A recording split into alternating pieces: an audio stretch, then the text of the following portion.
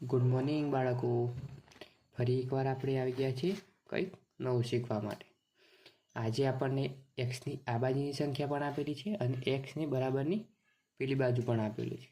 તો આપણે બંનેમાંથી એક્સની કિંમત શોધવાની છે. બરાબર. સૌપ્રથમ તો આપણે રકમ જાણી લઈશું કે કયા પ્રકારની રકમ છે. અહીં જોઈ લઈએ.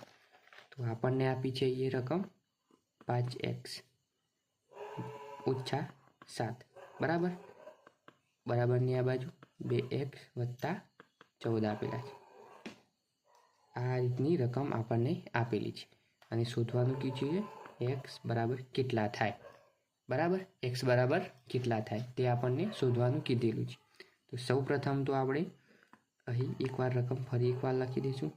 5x - 7 બરાબર 2x વત્તા 14 માટે હવે 5x તો છે આ બાજુ, 5x આ બાજુ અને પેલી બાજુ 2x છે. તો હવે એક્સની સાથે જે કોઈ રકમ હોય તે આપણે અહીંયા લાવી દઈએ અને જે આંકડાની સંખ્યા હોય તે આપણે પાછા લખી દઈશું. તો અહીં લખશું 5x ઓછા આ બરાબરની પેલી બાજુ હતી, બરાબરની આ બાજુ આવી જાય એટલે ઓછાકાર થઈ જાય એટલે માઇનસ થઈ જાય. ધન હોય તો ઋણ થાય, ઋણ હોય તો ધન થઈ જાય. એ જ રીતે અહીંયા 2x થાય. બરાબર. ઓછા 7 એમની એમ અને 14 આ બાજુ માટે હવે 5x માંથી 2x જાય તો કેટલા રહે બાળકો? 5x માંથી 2x જાય તો 3x રહે. કેટલા રહે? 3x ઓછા 7 બરાબર 14. હવે આ બાજુ -7 છે. હવે બરાબરની પેલી બાજુ જઈએ તો તે પ્લસ થઈ જાય. તો માટે અહીં 3x બરાબર 14. આ બાજુ ઓછાકાર હતી, બરાબરની પેલી બાજુ જાય તો તે સરવાળો થઈ જાય તો વત્તા 7 થઈ જાય. માટે હવે 3x વત્તા 14 ને 7 કેટલા થાય બાળકો? 14 પછી 15, 16, 17, 18, 19, 20 અને 21 થાય. કેટલા થાય? 21 થાય. બંનેનો સરવાળો અહીંયા 21 મળે. માટે અહીં 3x બરાબર 21 થાય તો માટે x બરાબર કેટલા? તો x બરાબર 21/3. બરાબર. હવે 3ને એવી રીતે ભાગવાના 21ને જેથી આપણને જે જવાબ મળે તે આપણે એક્સની રકમ મળી જાય. તો 3થી ભાગવાથી x બરાબર આપણને મળે 7. તો આ આપણી x બરાબર 7 આપણો સાચો જવાબ છે. બરાબર. આપણે અહીં કર્યું 5x ઓછા 7 બરાબર 2x વત્તા 14. એ જ રીતે અહીં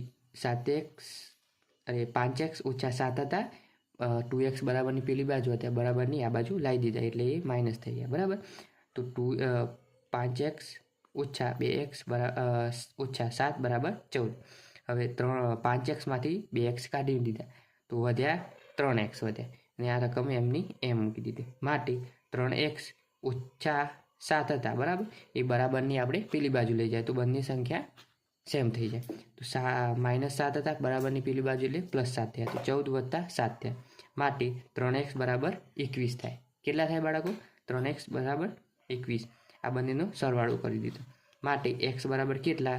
તો x બરાબર આ 21, આ 7 અને 14નો સરવાળો થતો હતો 21. તો x બરાબર 21/3 આવે. કેટલા આવે બાળકો? આ 3 ગુણાકારમાં છે, બરાબરની આ બાજુ તો તે ભાગાકારમાં થઈ જાય. બરાબર. તો એક્સની કિંમત બરાબર 21/3 આવે. હવે 21ને 3 વડે ભાગવાથી જે રકમ મળે તે આપણો એક્સનો જવાબ મળી જાય. તો અહીં 21ને 3 વડે ભાગવાથી આપણને મળે છે 7. તો આપણો એક્સ બરાબર 7 કિંમત આપણને મળી કહેવાય. તો આ બંનેની રકમમાં એક્સ બરાબર આપણને કેટલો મળ્યો? 7 મળે. તો આપણો દાખલો પૂરેપૂરો સાચો છે. આવો જ દાખલા લઈને મળીશું નેક્સ્ટ વિડીયોમાં. પણ આ દાખલામાં કોઈ પણ પ્રકારની પ્રોબ્લેમ થતી હોય તો ફરી વારંવાર 2-3 વાર જોજો, ફરી દાખલો જોજો જેથી તમને સંપૂર્ણપણે આવડી જાય અને તમને મદદ મળી જાય. આવા જ વિડીયો જોવા માટે મારી ચેનલને ફોલો કરજો અને તમારો પ્રોબ્લેમ કે સોલ્યુશન ન મળતું હોય તો મને કોમેન્ટમાં એ પ્રશ્ન જરૂરથી જણાવજો જેથી હું તમને પૂરેપૂરી સોલ્વ કરવામાં મદદ કરીશ. ફરી મળીશું નેક્સ્ટ વિડીયોમાં. ત્યાં સુધી ટાટા.